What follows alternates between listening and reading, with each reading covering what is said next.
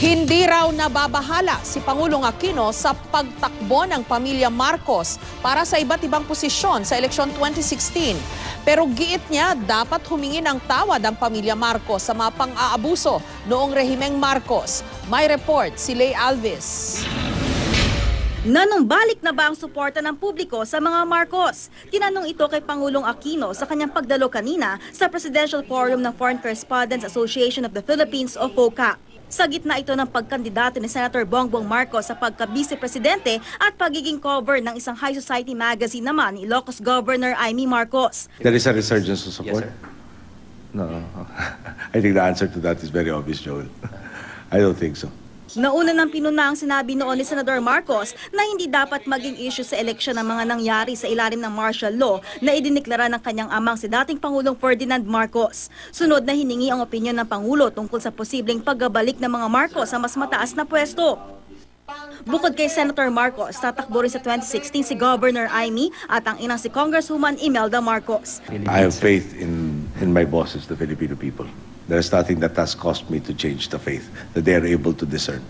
Di raw nagbabago ang paniniwala ng Pangulo na dapat humingi ng tawad ang mga Marcos sa mga abuso ng rehimeng Marcos. Do you feel the Marcoses have something to apologize for? The start of a solution is the admission of the problem, the correct identification of the problem. If they said, we erred, we had this opportunity to turn this country great as our father promised, it didn't happen. We apologize, we want to make amends.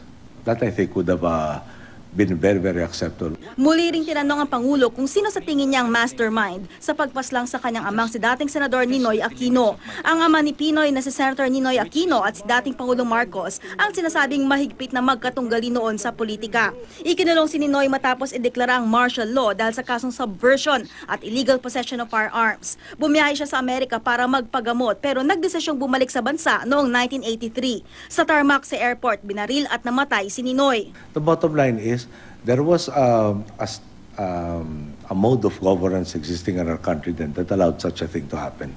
And I was the principal author of that mode of governance, of turning us into a dictatorship, where only one person's interest and one group's interest mattered and everybody else's did not. Somebody allowed such a situation to happen. No, and I think that's the least I can say. President Marcos is alleged to have been unconscious at that point in time. He's supposed to have had an operation that did not go well. Itinanggi na ng mga Marcos noon na may kinalaman sila sa pagpatay kay Ninoy. Sinisika pa ng GMA News na makuha ang panig ng mga Marcos sa mga sinabi ng Pangulo. Lay Alves, GMA News.